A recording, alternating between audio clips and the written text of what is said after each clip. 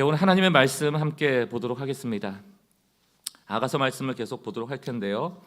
발견되기 원하시는 하나님이라는 제목을 가지고 아가서 3장 1절로 5절 한 절씩 교독하겠습니다. 1절 제가 먼저 읽습니다. 내가 밤에 침상에서 마음으로 사랑하는 자를 찾았노라. 찾아도 찾아내지 못하였노라.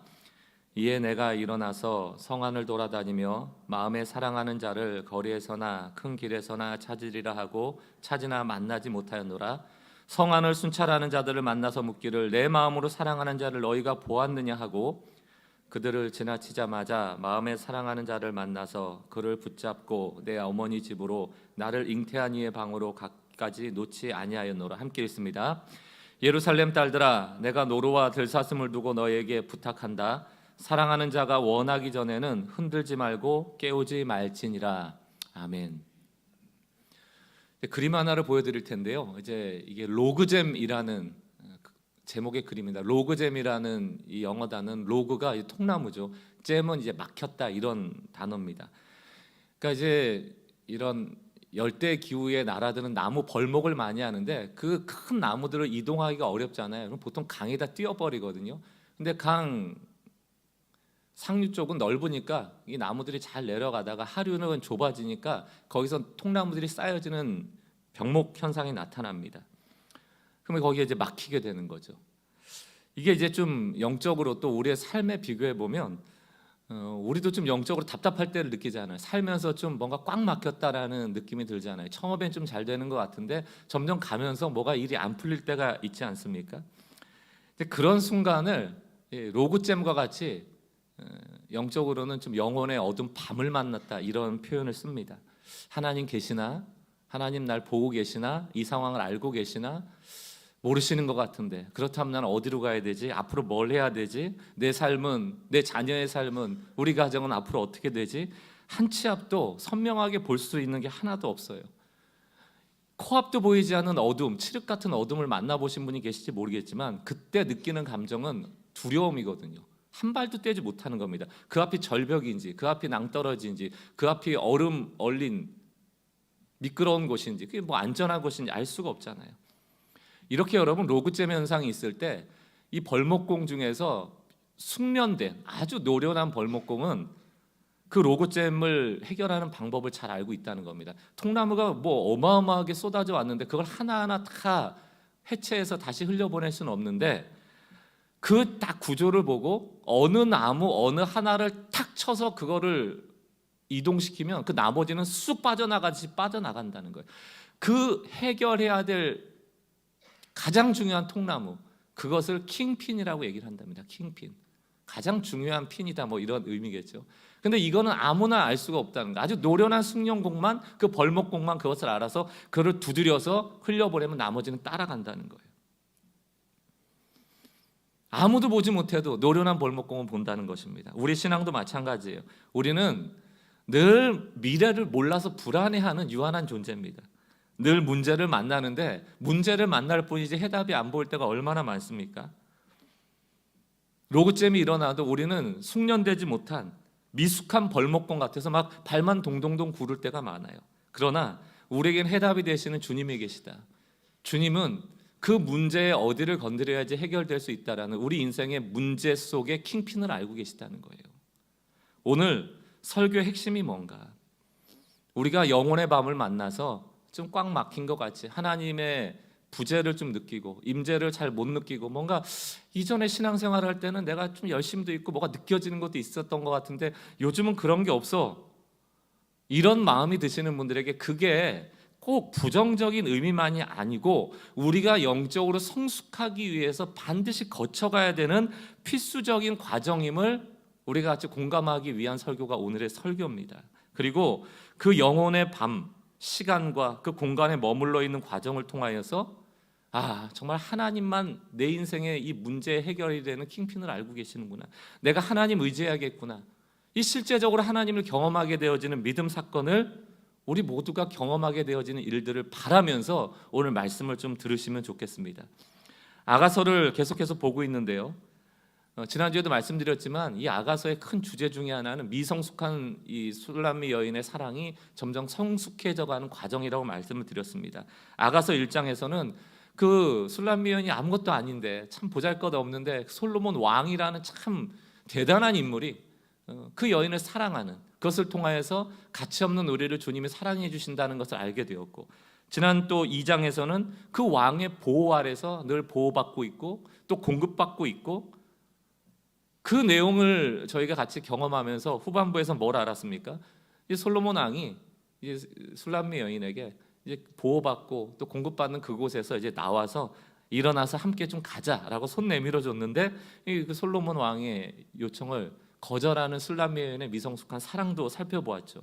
그러나 이제 중요한 게 뭐냐면, 우리는 미성숙하다라고 하면 늘 그거를 잘못된 것, 죄라고 규정할 때가 많은데, 여기서 미성숙한 것은 죄와는 달라요. 죄는 심판받아야 하지만 술람미 여인은 심판의 대상이 아니고 미성숙한 사랑이기 때문에 하나님은 그 미성숙함을 아심으로 이 술람미 여인을 심판하시는 게 아니고 다루어 가신다. 그의 삶을 조정하신다. 우리의 신앙을 얼라이먼트 하신다. 그러니까 이게 좀 재조정하시는 거예요. 재조정하시는 거예요. 그런 시간을 만들어 가시는 겁니다.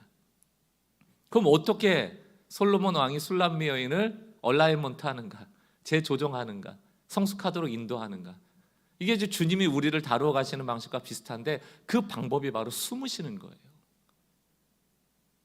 우리 눈앞에서 사라진 것처럼 우리가 느끼도록 하는 겁니다. 나타나질 않아요. 지금 술람미 여인의 곁을 떠나서 그녀가 찾지 못하도록, 보지 못하도록 숨어 있습니다. 솔로몬이 그 여인에게 일어나 함께 가자라고 요청했을 때 그 술람미 여인은 거절하죠. 그리고 뭐라고 얘기했습니까? 다녀오시라, 이렇게 얘기를 했죠. 그러나 솔로몬 왕은 오질 않아요. 종적을 감춥니다. 이 여인은 그 전까지 솔로몬 왕과 깊은 사랑 가운데 있었던, 보호 가운데 있었던, 공급에서 오는 그 만족감에 있었던 그 모든 감정이, 그 충만한 감정이 한순간에 사라지는 경험을 하는 겁니다. 우리도 똑같아요. 지금 여러분 어떠신지 모르겠습니다. 그러나 주님은 우리를 다루실 때 주님이 잘 안 느껴지는 주님의 부재를 느끼도록 하실 때가 있다. 여러분 어떠세요 요즘? 그리고 지금 낙심하신 분 안 계세요? 과거에는 난 이랬는데, 늘 과거로 돌아가시려는 분들, 그냥 과거에 그것이 은혜였다라고 규정해 버리시는 분들. 아니에요. 하나님은 더 성숙적으로 우리를 인도하시는 분이지 과거로 회귀하도록 하시는 분이 아닙니다. 그래서 우리가 영혼의 밤을 만날 때 그것은 우리에게 유익한 시간이 되는 것입니다. 아가서 3장, 오늘 본문을 좀 들어가 보면 이 아가서 3장이 시작되는 시간이 바로 밤입니다. 아가서 3장 1절을 보세요. 내가 밤에, 이렇게 돼 있죠. 내가 밤에 침상에서, 밤에 이제 침대에 누워 있는 거예요. 잠자리에 누워 있는 거예요. 그런데 이 개역 개정에 나와 있지 않지만 내가 밤에 침상에 누웠는데, 이 침상은 우리가 아가서 1, 2장에 봤던 왕의 침실은 하데르가 아니에요. 자기 집, 여인의 집에, 여인의 자기 침대에 지금 누워 있는 것입니다. 그러면서 마음으로 사랑하는 자를 찾았노라, 찾아도 찾아내지 못하였느라. 여기서 밤은 복수형이거든요. 밤들입니다. 다시 말하면 몇 밤이 지났다는 거예요. 날마다 밤마다 이 여인은 솔로몬을 생각하고 그 사랑받았던 시절을 생각하지만 찾을 수가 없는 거예요. 불안하죠. 혹시 떠나버리신 건 아닌가? 또 보고 싶죠. 둘의 관계가 잘못되는 건 아닌지, 밤에 불면의 밤을 보내면서 밤잠을 설치고 있는 것입니다. 사랑하는 성도 여러분, 이 생각들이 지금 어디에서 일어나고 있어요? 자기 침상에서. 아가서의 굉장히 중요한 주제가 뭐라고 했습니까? 여기가 좋사오니가 아니에요. 내가 익숙하고 내가 늘 안전하다고 여기는 곳. 자기 침상은 가장 익숙한 곳 아닙니까? 가장 잠이 잘 와야 될 때 아닙니까? 그러나 내가 안전하다고 여기고 내가 통제할 수 있다라고 여기고, 또 내가 익숙한 곳이라고 해서 안전한 곳이 아니다. 어디가 안전한 곳입니까? 주님과 함께하는 곳. 솔로몬 왕과 함께할 때가 가장 안전한 곳이다라는 것이죠. 그러나 지금 이 여인에게 가장 익숙하고 가장 안전하다고 여겼던 자신의 침상은 그러므로 안전한 곳이 아닌 거예요. 그러니까 불안한 거죠. 왜 안전한 곳이 아닙니까? 왜 불안합니까? 솔로몬 왕이 없으니까. 주님이 없는 곳, 그것은 가장 위험한 곳이죠. 마태복음 14장을 보면 우리가 잘 아는 베드로가 물 위를 걷는 기적의 사건이 나옵니다. 제자들은 배를 타고 있고 저 멀리서 물 위를 누군가 걸어오는데 유령이라고밖에 생각을 할 수 없었어요. 근데 보니까 예수님이시거든요. 그러나 이들의 마음은 유령 같은 거예요. 난이 안심하라라고 아무리 얘기를 해도 안 믿는 거죠. 그러니까 베드로가 뭐라고 얘기합니까? 주님이시거든 나를 명하여 물 위를 걷게 해달라고. 그때 주님이 오라. 베드로가 그 주님을 바라보고 오라는 명령에 근거해 그 물 위를 걷게 되는 그 기적을 경험하지 않습니까? 여러분, 이 상황에서 가장 위험한 곳은 어디고 가장 안전한 곳은 어디입니까? 물결이 출렁이고 바람이 거세게 부는 그 바다 위에서 가장 안전한 곳은 배죠. 가장 위험한 곳은 물입니다. 그러나 지금 베드로는 가장 안전하다라고 여기는 배를 떠나서 가장 위험하다라고 여기는 바람 부는 바다 위에 발을 떼죠. 주님께 가까이 가는 게 가장 안전한 거예요. 이게 영적으로 보여주는 메시지가 있거든요.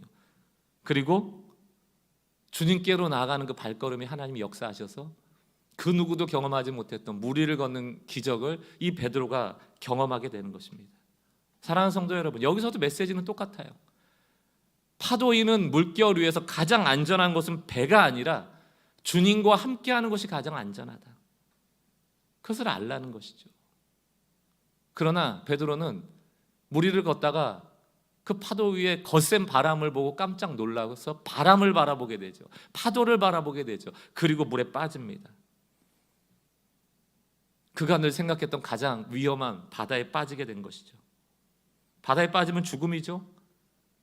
특히 물결이 일렁이는 파도에 어떻게 아무리 몇 사람이라도 그것을 빠져나올 수 있겠습니까? 그러나 베드로는 죽지 않아요. 왜? 예수님이 보고 계셨거든요. 그리고 베드로가 외칩니다. 살려달라고, 나를 구원해달라고. 여러분, 바다에 빠져도 주님이 곁에 계시면 살아난다. 때로는 우리가 바다에 빠지는 어둠의 영혼의 어둠 밤을 경험할 수 있지만, 그러나 우리가 울부짖어 손 내밀면 주님께서 붙잡아 주신다. 주님께만 붙어 있으면 우리는 안전하다. 지금 술람미 여인은 똑같아요. 가장 익숙한 곳 자기 침상에 있지만 가장 위험한 순간을 맞이하는 이유가 솔로몬입니다. 솔로몬이 없기 때문입니다. 베드로가 바람과 물결에 의해 죽음의 문턱을 맛볼 때 주여 나를 구원해달라고 부르짖었던 것처럼 이제 여인은 더 이상 그 침상에 머물러 있지 않고 찾아 나서기 시작하죠. 아가서 3장 2절을 보십시오. 이에 내가 불면을 밤을 보내며 솔로몬 없는 것 때문에 불안해하는 그 시간을 거치면서 이에 내가 일어나서 성 안을 돌아다니며 마음에 사랑하는 자를 거리에서나 큰 길에서나 찾으리라 하고 찾으나 만나지 못하느라. 여기서 중요한 키워드가 뭡니까? 내가 일어나서. 그러면 아가서 2장에서 솔로몬이 뭐라고 했습니까? 일어나서 함께 가자. 그러나 여인은 거절했거든요. 그러나 지금 이 여인은 스스로 일어납니다. 스스로 일어나요. 왜 스스로 일어나게 됐죠? 솔로몬 왕이 없기 때문이에요. 솔로몬 왕이 없기 때문에 찾기 시작하는 겁니다. 내가 일어서서, 이것이 바로 미성숙해서 성숙한 사랑으로 나가는 첫 발을 떼는 매우 중요한 첫걸음이죠. 그럼 일어나서 뭐 합니까? 3장 2절을 다시 보세요. 이에 내가 일어나서 성 안을 돌아다니며, 성 안, 마음에 사랑하는 자를 거리나 큰 길에서 찾으려고 하고 찾으나 만나지 못했다. 여러분, 침상은 안전한 곳입니다. 그 밤에 가장 위험한 것이 어디예요? 길거리죠. 성안이죠. 큰 길이죠. 아무도 없는 곳에서 무슨 일을 만날지 모르는 것이 밤의 길거리 아닙니까? 그토록 안전한 지대만을 고집하던 이 여인이 왜 스스로 일어나서 이 위험한 지역으로 갔을까? 그건 솔로몬 왕의 부재 때문이에요. 그리고 나서 사람들을 붙잡고 물어보죠. 아가서 3장 3절. 아무 사람도 없습니다. 그저 성안을 순찰하는 사람밖에 없어요. 성안을 순찰하는 자들은 만나서 묻기를 내 마음으로 사랑하는 자를 너희가 보았느냐 하고. 여러분, 이게 질문이 틀렸죠. 여러분, 순찰하는 사람이 이 술람미 여인이 누구를 사랑하는지 어떻게 알아요? 이건 마치 내 마음에 어떤 숫자를 생각하고 있는지 맞춰봐, 이런 거 아닙니까? 아니, 사람을 찾으려면 외모는 어떻고 어디에 살고 뭐 그런 외적인 부분을 설명을 해야지 내가 봤다 안 봤다를 얘기할 텐데 지금 술람미 여인은 뭐라고 얘기하고 있어요? 내가 지금 사랑하는 자를 너희가 본 적이 있느냐 이렇게 질문하고 있습니다. 지금 술람미 여인의 마음속에는 그냥 솔로몬 왕밖에 없는 거예요. 그 마음으로 솔로몬 왕이 가득한 것입니다. 이런 갈망이, 이런 간절함이, 만나고 싶은 마음이, 이런 찾으려는 위험지대로 나가는 마음이 다 어디에서 기인한 거예요? 솔로몬 왕이 없기 때문이에요. 없기 때문입니다.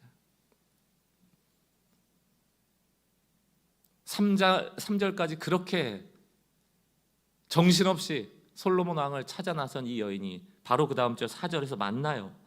3장 4절 그들을 지나치자마자 성 안에 순찰하는 자들을 붙잡고 막 물어보다가 모르니까 바로 지나치자마자 마음에 사랑하는 자를 만나서 그를 붙잡고 내 어머니의 집으로 나를 잉태한 이의 방으로 가기까지 놓지 아니하였노라. 이제 만나서 상상이 됩니까? 꽉 끌어안고 자기 집으로 모셔가는 거예요. 여러분 질문 들어볼게요. 술람미 여인이 솔로몬을 찾아낸 걸까요? 솔로몬 왕이 찾아온 걸까요? 여러분 이게 이제 하나의 노래고 시니까 다 설명될 수는 없지만 술람미 여인이 솔로몬 왕을 어떻게 찾습니까? 어디에 있는 줄 알고 나의 사랑은 나의 어여쁜 자야 나와 함께 일어나서 가자라고 했을 때 이 솔로몬이 어디로 가는지 이 설명을 안 했거든요. 어디로 갈지 어디에서 찾아야 될지 술람미 여인은 모릅니다. 사실은 여인이 솔로몬을 찾은 게 아니고 솔로몬이 찾아온 것, 솔로몬이 와주지 않는 한 술람미 여인은 결코 이 왕을 찾을 수 없다. 그 내용에는 나와 있지 않지만 아마 이 솔로몬은 끊임없이 술람미 여인을 보고 있었을 겁니다. 그의 신하를 통해서 보냈던 그 여인이 뭐하고 있는지 봐라. 항상 관심을 갖고 있었을 거예요. 왜? 숨어있지만 사랑하지 않는 것이 아니거든요. 아마 그런 소식이 전해지지 않았겠습니까? 왕이시여 그 여인이 드디어 참다 못해 그 밤에 침상에서 나와 왕을 찾고 있습니다. 여기저기 막 정신없이 찾아다니고 있습니다. 그래? 그렇게 두면 안 되겠다. 내가 가야지 라고 밤에 온 것 아니겠어요? 솔로몬 왕은 괘씸한 내 제안을 거절해? 그 심판하듯 이 여인을 떠나버린 것이 아니고 의도적으로 숨은 것이거든요. 제가 작년 이맘때에도 설교했던 설교 제목이 숨어 계신 하나님입니다. 똑같은 개념이에요. 제가 이 아가서를 통해 숨어 계신 하나님에 대해서 우리가 또 한 번 강조하여 나눌 필요가 있고 좀 정리를 해드리면 이 숨어 계신 하나님에 대해서 우리가 개념을 잘 정리해야 되는데요. 제가 한번 읽어드릴게요. 주님은 우리에게 어두운 밤의 시간을 주시려고 숨으실 때가 있다. 그러나 숨어서 우리에게 등을 돌리고 계시는 게 아니에요. 괘씸한 것, 너가 나한테 잘못했으니까 내가 너를 다시는 보지 않겠어 라고 숨어서 등을 돌리고 계시는 것이 아니고 주님은 숨어서 보고 계시다. 이게 중요합니다. 숨어서 보고 계시다. 그리고 술람미 여인이 자꾸 찾을 때 그가 일어나서 그의 안전지대를 떠나 위험지대로 나와 그렇게 내가 주님을 사랑한다는 마음을 보일 때 비로소 나타나시는 거예요. 그 여인의 마음을 확인하는 겁니다. 이 여인에게는 안전지대가 킹핀이에요. 이걸 해결해 줄 때 모든 물꼬가 열리는 것이죠. 여러분 넓은 운동장에 저도 아이 키워보다 보면 뛰놀라고 하잖아요. 뛰놀면 공간이 넓으면 넓을수록 부모는 그 자녀에게 눈을 떼지 않습니다. 좁으면 빤하니까 이 아이들이 거기 갔다 오겠지 하지만 넓은 장소에서는 결코 눈을 떼질 않아요. 그렇다고 아이들한테 여기서만 놀아라고 할 수 없기 때문에 뛰어놀아라고 합니다. 아이들은 정신없이 뛰어노느라 어디에 부모가 있는지 뭐 동서남북 분간을 못 하잖아요. 그냥 막 뛰놀거든요. 부모는 안 놓치죠. 아이가 부모와 멀리 떨어져서 막 그제서야 이제 놀다가 정신없이 놀다가 부모를 찾기 시작합니다. 눈에 보이지 않죠? 방향 감각이 없죠? 울기 시작할 때 부모는 뛰어가서 여기 있어 아빠, 여기 있어 엄마 안아주죠. 자녀들은 부모를 놓쳐도 부모는 그 자녀 입장에서 숨어 있는 것 같지만 숨어서 보고 있다. 또 우리가 자녀 키울 때 모른 채 해주잖아요. 모른 채 해주는 게 진짜 모르는 겁니까? 모른 채 해주는 거죠. 모른 채 하고 보고 있는 것이죠. 부모도 그런데 하나님은 어떠시겠는가? 이사야 49장 15절을 보세요. 여인이 어찌 그 젖 먹는 자식을 잊겠으며 자기 태에서 난 아들을 긍휼히 여기지 않겠느냐. 그들은 혹시 잊을지라도 나는 너를 잊지 않는다. 그들은 혹시 그 자녀를 놓칠지라도 나는 너의 자녀를 놓치지 않는다. 그러므로 사랑하는 성도 여러분, 왜 우리가 자녀를 위해서 기도해야 됩니까? 왜 철저하게 하나님께 신뢰해야 됩니까? 나보다 하나님이 안전하거든요. 우리는 때론 자녀도 배신할 수 있는 이기적인 존재예요. 잊을 수 있어요. 우리 놓칠 수도 있습니다. 우리가 또 한계가 있기 때문에. 그러나 하나님은 놓치지 않는다. 그러므로 자녀는 내 것이 아니고 내가 주인이 아니고 하나님이 주인 되게 하시는 것, 이게 가장 현명한 부모님인 줄 믿습니다. 성경에서는 숨어 계시는 하나님, 특별히 숨어서 보고 계시는 하나님에 대한 이야기가 굉장히 많이 나와요. 그 중에 하나, 창세기에 나오는 하갈의 이야기를 좀 소개하려고 합니다. 하갈은 아브라함의 아내인 사라의 여종이었습니다. 하나님은 아브라함이 75세 때 나타나서 복을 약속하시거든요. 자녀를 주겠다, 또 너를 복의 근원 삼겠다. 그런데 75세 때 받은 그 언약 이후에 감감무소식이에요. 10년이 지났는데도 자녀가 없어요. 이름은 그 가정의 아비다. 아비가 돼야 되는데 아비가 된다, 아버지가 된다는 건 뭐예요? 자녀가 있어야 될 거 아닙니까? 자녀는 없는데 이름은 아브라함이란 말이에요. 그런데 10년 동안 약속해 주시고 자녀 주겠다고 하고 언약의 자식 주겠다고 했는데 없어요. 그래서 10년을 기다리던 때에 참지 못하고 아브라함과 사레가 바로 이 사레의 여종인 하갈을 통하여서 자녀를 낳을 계획을 합니다. 그리고 하갈이 임신하게 되죠. 근데 이게 문제가 돼요. 하갈이 임신하고 나니까 이제 기세가 등등한 것 아닙니까? 자기가 이제 아들만 낳으면 여주인 자리를 차지할 수 있으니까 그 주인인 사라를 모멸하기 시작하고 업신여깁니다. 그 상황을 만난 이 사라는 마음이 너무 힘드니까 이 하갈을 박해해요. 핍박한다고요. 얼마나 박해가 심했으면 하갈이 임신한 몸으로 도망쳐 버립니다. 여러분, 먹을 걸 가지고 나왔겠어요? 마실 걸 가지고 나왔겠어요? 갈 곳이 있어서 나왔겠습니까? 그냥 핍박이 너무 심하니까 도망쳐 나오듯 그냥 사막으로, 광야로 뛰쳐나가 버린 겁니다. 그 마음이 어땠을까? 위기를 만나면 사람은, 고난이 너무 심하면 울기 시작하죠. 너무 고통스러우면 한탄하기 시작하고 땅을 치기 시작하고 내 힘으로는 어떻게 할 수 없으니까 그냥 울부짖기 시작하는 겁니다. 하갈의 이 울부짖음을 주님이 들으세요. 그 사막 같은 곳에 누구도 도울 사람이 없다라고 여기고 모든 것을 자포자기하고 난 이제 이곳에서 죽었구나라고 했을 때 하나님이 그 하갈의 그 삶 가운데 찾아오시거든요. 왜 찾아오셨는가? 그 이유가 그 임신한 아이에게 하나님이 이름을 주시면서 왜 찾아오시는지에 대한 이유를 설명합니다. 뭐라고 말씀하시는가 하면, 너가 아이를 출산할 텐데 그 아이의 이름을 이스마엘이라고 하라고. 이스마엘이라는 것은 하나님이 들으셨다는 거예요. 너의 고통을 들으셨다, 너의 부르짖음을 들으셨다는 거예요. 하나님은 하갈을 보고 계셨다는 겁니다. 하갈 생각에는 나 같은 종, 아브라함이나 뭐 사라와 같이 주인의 입장도 아니고 그냥 몸종인데 나 같은 인생을 하나님이 보시기나 할까? 나 같은 종이 임신한 이 아이에게 관심이나 있을까? 이 아이가 앞으로 잘 살아갈 수 있을까? 아브라함, 사라를 떠나서 이 종의 몸으로 아이를 낳으면 어떻게 삽니까? 그런 불안한 마음, 그런 불면의 밤을 보내고 있었을 텐데 그 두려움과 고통 가운데 그 고통을 호소하고 부르짖은 그 부르짖음을 주님은 들으셨다는 거예요. 그리고 그 증표로 너 아들 이스마엘, 나는 듣는 하나님이다. 그 하나님의 은혜를 경험한 것 아닙니까? 죽다 살아난 것 아닙니까? 하나님이 다시 주인의 집으로 돌아가서 그를 잘 섬기라고 하거든요. 그리고 그 주인의 집으로 다시 돌아가서 아이를 낳고 이스마엘이 됩니다. 한 민족을 이루게 되죠. 하갈은 이전의 이론이나 추상적이나 그저 주인의 하나님으로서 경험했던 그 하나님을 이제 실제적이고 자신의 하나님으로 경험하게 돼요. 하나님이 누구신 줄 알게 됩니다. 하갈의 고백이 나와요. 창세기 6장 13절 새 번역입니다.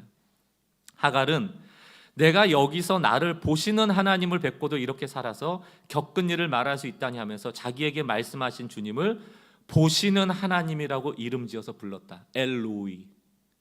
하나님은 나를 보고 계신다. 하나님은 나를 듣고 계신다. 들으시는 하나님 이스마엘, 나를 지켜보고 계셨던 하나님 엘로이, 그리고 그곳에서 샘을 보여주셔서 물을 마시게 한 그 샘의 이름을 짓는데 창세기 6장 14절 상반절을 보니까 이러므로 그 샘을 부엘라 헤로이라고 불렀으며 나를 보시는 살아계신 하나님의 우물이다, 이런 뜻이거든요. 사랑하는 성도 여러분, 우리가 어떤 상황이 있든지 하나님은 우리를 보고 계시다. 때로는 숨어 계시는 것처럼 내가 느끼는 감정과 느낌 속에 있을지라도 하나님은 우리를 보고 계시다. 엘로이의 하나님. 보시고 운다? 달려가는 거예요. 내 아이가 운동장에 놀다가 넘어졌다? 달려가는 거예요. 사랑하는 성도 여러분, 왜 하나님이 숨으실까? 그냥 나타나서 탁 해결해 주면 좋을 것 같은데 왜 이 영혼의 밤은 그냥 밤이 아니고 밤들일까? 왜 밤들일까? 여러 가지 이유가 있습니다. 하나님께서 숨으시는 이유는. 근데 오늘 저와 여러분이 꼭 기억하기 원하는 이유 중에 하나는 바로 하나님은 발견되기 원하신다. 다시 말하면 우리가 찾아 나서길 원하신다. 그게 좋은 거예요. 하나님은 우리가 자발적으로 일어나 그분을 찾아가 하나님을 발견하기를 원하는 거예요. 숨어 계시는 하나님은 발견 당하실 때 기뻐하신다. 너가 날 찾아왔구나. 드디어 너가 나를 향하여 울기 시작했구나. 너도 드디어 너의 킹핀이 뭔 줄 알게 됐구나. 이 여인이, 술람미 여인이 밤새 불면의 밤을 보내면서 뭘 생각했겠어요? 아, 나는 솔로몬 없이는 안 되는구나. 그리고 일어나서 그 밤길로 찾아가는 것 아닙니까? 발견되기 원하시는 하나님을 또 다른 이름으로 설명하자면 나를 향해 구애하시는 하나님, 사랑이신 하나님이 원하시는 건 사랑이거든요. 하나님도 사랑받기 원하신다. 이게 매우 중요한 메시지예요. 필립 얀시가 썼던 글의 일부를 제가 좀 인용해서 읽어드릴게요. 하나님이 뒤로 물러서신다, 숨으신다, 그리고 우신다. 숨으셔서 우신대요. 왜? 왜냐하면 그분이 바라시는 것은 절대로 힘으로 얻을 수 없기 때문이다. 여러분, 여러분이 하나님을 사랑하도록 하나님이 전능함을 사용하지 않는다는 거예요. 그럼 방법은 뭡니까? 하나님이 사랑받을 수 있는 방법은 뭐예요? 하나님은 사랑이심으로 사랑을 원하는데 힘으로 사랑을 얻어낼 수 없다면 그저 우리가 그분을 자발적으로 사랑하는 방법밖에 없는 거예요. 계속 읽어드릴게요. 그분은 굴종이 아니라 사랑을 원하시는 왕이다. 재밌지 않습니까? 왕은 굴복시킬 수 있는데 사랑을 기다리고 있다. 그래서 예루살렘과 로마와 세상적인 모든 권력을 힘으로 밀어붙여 구원하기보다는 성육신과 사랑 그리고 죽음이라는 느리고 힘든 길을 선택하셨다. 바로 안으로부터의 정복이다. 이게 언젠가 한번 말씀드렸죠. 안으로부터의 정복. 이 술람미 여인을 끌고 갈 수도 있겠죠. 내가 널 사랑하니까 내 아내가 돼 라고 할 수도 있겠지만 이 솔로몬 왕이 원하는 것은 술람미 여인의 진심 어린 사랑이죠. 그것을 확인한 것이 바로 밤들이었고 영혼의 어두운 밤 속에서였고 드디어 확인한 이 여인은 일어나 솔로몬을 찾아 나서게 되죠. 솔로몬과 마주한 이 술람미 여인 중에 누가 기뻤을까? 술람미 여인도 기뻤겠죠. 드디어 내가 왕을 만났구나. 그러나 솔로몬 왕은 어땠을까요? 드디어 이 여인이 사랑의 도약을 이뤘구나. 뭔가 한 단계 올라갔구나. 얼마나 기뻤을까요? 얼마나 좋았을까요? 절대로 힘으로 얻을 수 없는 사랑, 겉으로 보여지는 것이 아닌 안으로부터의 변화로 시작되는 사랑, 이것을 원하시는 주님의 마음을 우리가 깨달아 알 필요가 있어요. 성경에 많은 사람들이 영혼의 깊은 밤을 만났던 사람인 이유가 뭡니까? 그것을 통하여 성경에 쓰임받았던 인물들은 업적을 이뤄낸 것이 아니고 기능적으로 하나님의 쓸모있는 존재가 된 것이 아니고 그 영혼의 어두운 밤을 경험함을 통하여 하나님을 더 사랑하게 된 거죠. 더 찾게 된 것이고 기꺼이 일어날 수 있게 된 것이고 기꺼이 안전지대로부터 위험지대로 주님 계신 곳으로 갈 수 있었던 것입니다. 다윗을 보십시오. 시편 22편 1절. 내 하나님이여 내 하나님이여 어찌 나를 버리셨나이까. 하나님 버리신 적이 없거든요. 그러나 다윗은 그렇게 느끼는 거예요. 어찌 나를 멀리하여 돕지 아니하옵시며 내 신음소리를 듣지 아니하시나이까. 이럴 때가 있다. 또 10장 1절 시편. 여호와여 어찌 멀리 서시며 어찌하여 환난 때 숨으시나이까. 다 이런 밤을 지냈습니다. 그러나 그 마지막은 뭐였습니까? 하나님 마음에 합한 자, 하나님께 그 마음의 내면이 정복당한 자, 기꺼이 사랑으로 주님께 순종한 자가 되죠. 욥을 보십시오. 23장 8절의 욥기. 그런데 내가 앞으로 가도 그가 아니 계시고 뒤로 가도 보이지 아니하며 그가 왼편에서 일하시나 내가 만날 수 없고 그가 오른편으로 돌이키시나 배울 수가 없다. 여러분, 우리가 인생길 살아가면서 도대체 왜 이런 일이 나한테 벌어지지? 하나님 도대체 어디 계신 거지? 왜 나는 혼자 있지라고 느껴질 때가 있다는 것이죠. 그러나 이게 비정상이 아닙니다. 우리의 신앙의 여정에서 너무나도 당연한 과정이다. 우리를 성숙해가는 하나님의 과정이다. 우리의 내면을 정복하시려는 하나님의 시즌, 계절이란 말이에요. 그런 시즌을 지나갈 때가 있습니다. 욥은 참 대단한 인물이었어요. 이런 갈등이 있었음에도 불구하고 하나님이 여전히 나와 함께 하심을 믿었기에 그 다음에 뭐라고 고백합니까? 욥기 23장 10절. 나의 가는 길을 오직 그가 하시나니 그가 나를 단련하신 후에 내가 정금과 같아지겠습니다. 나는 반드시 나올 것입니다. 우리에게 이 고백이 있었으면 좋겠어요. 보이지 않을 때도 주님, 나의 길을 아시지요. 나를 보고 계시죠. 엘로이, 내 기도를 듣고 계시죠.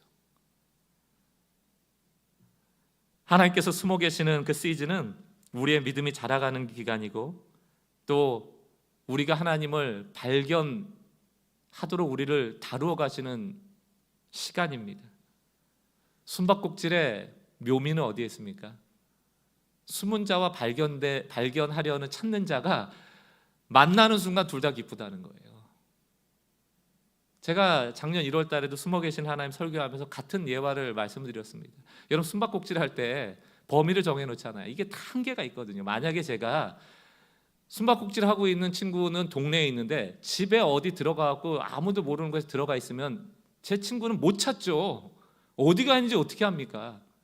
그러면 여러분, 우리 집 방 한 구석에 제가 혼자 이렇게 숨어 있는데 좋아요? 그 친구가 날 발견하지 못했네. 1시간이 지나고 2시간이 지나고 3시간이 지나 좋아요? 그건 숨바꼭질이 아니야. 아무 의미가 없는 겁니다.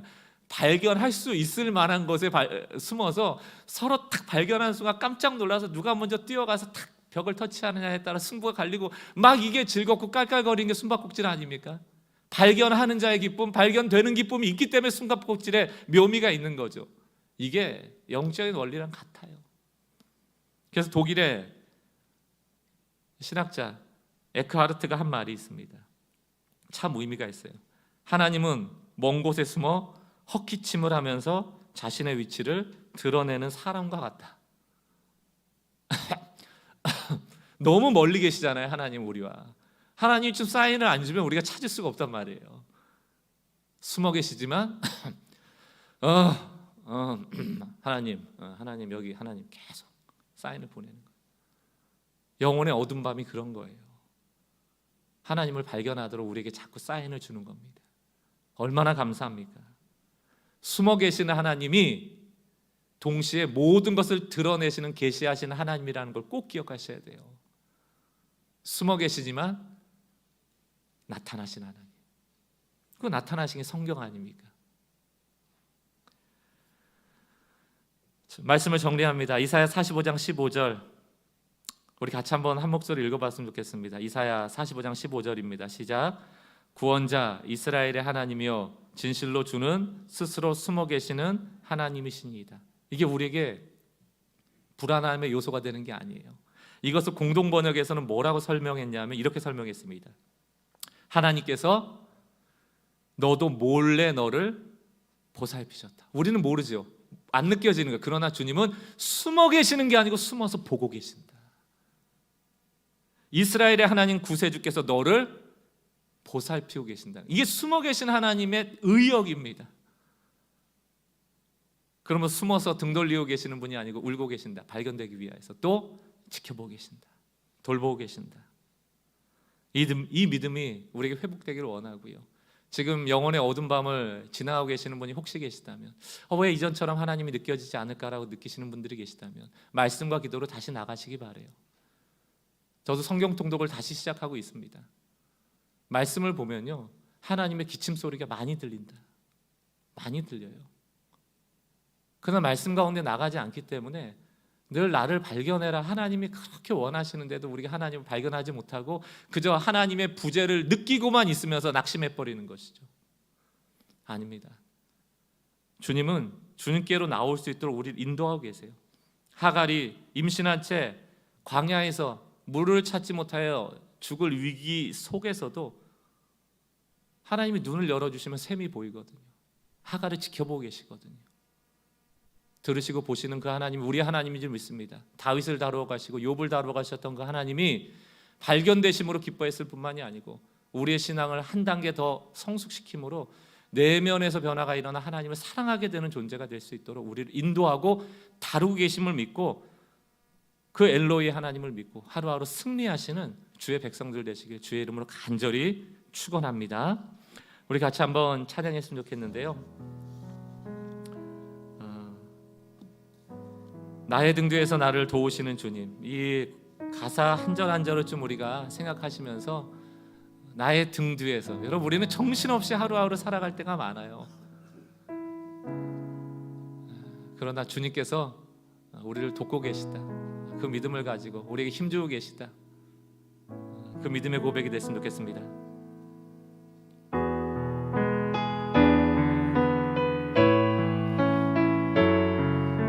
엘로이의 하나님,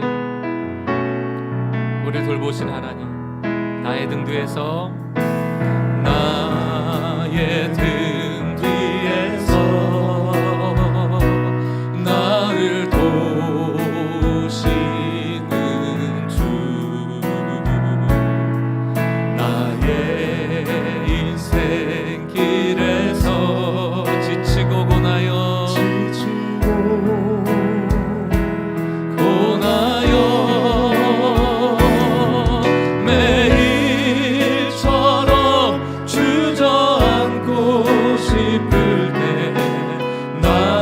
밀어주시네.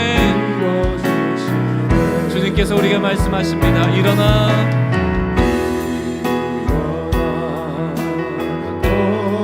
주님 말씀하여 주십시오.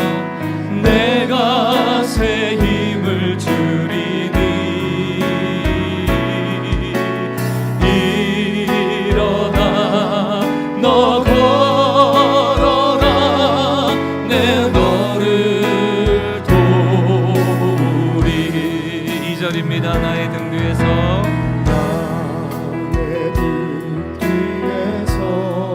나를 도우시는 주님,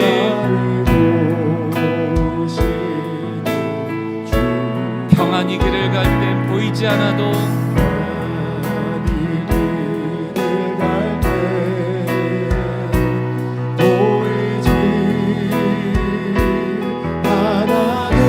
주님 영혼의 밤을 유익하게 사용하여 주십시오.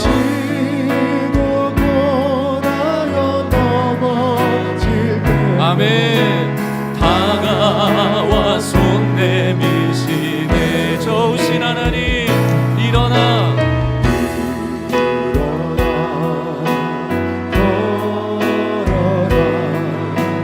내가 새 힘을 주리니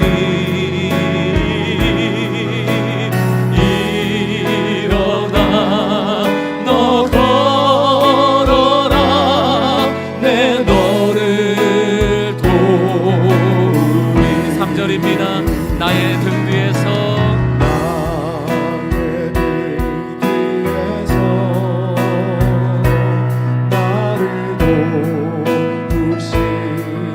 우리가 의심하며 때때로 뒤돌아볼 때 아멘. 여전히 계신 주님, 여전히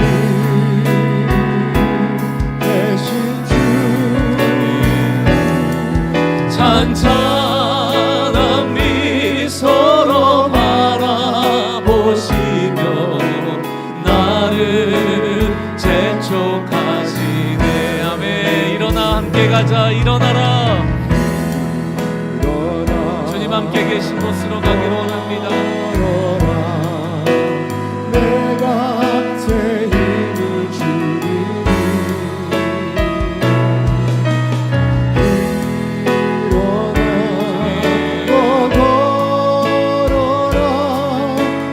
다시 한번 주님께서 우리에게 힘을 주실 줄 믿고 고백합시다. 일어나 걸어라. 주님께서 힘 주십니다. 일어나 걸어라. 내가 새 힘을 주리니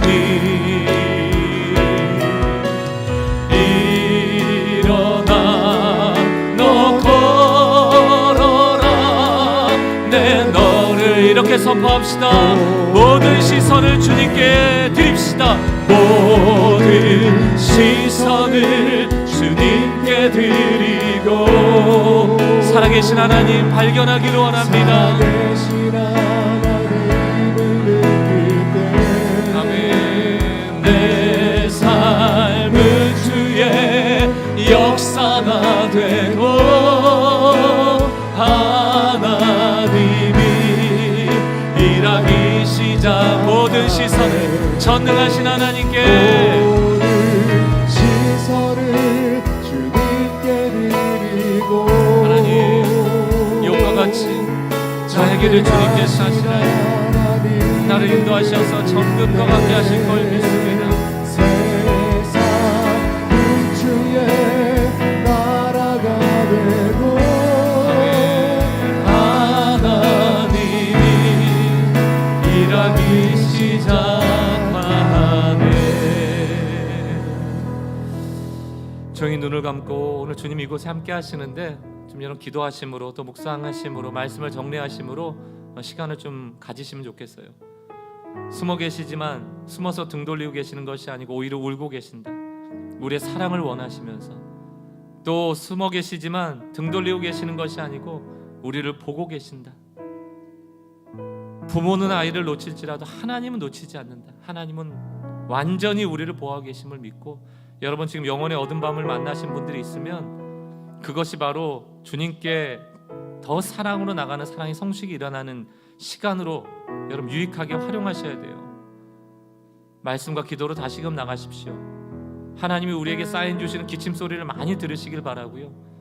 세임 주시는 주님과 함께 일어나 동행하시는 삶이 되시길 바랍니다. 조용히 기도하심으로 주님 앞에 나가겠습니다.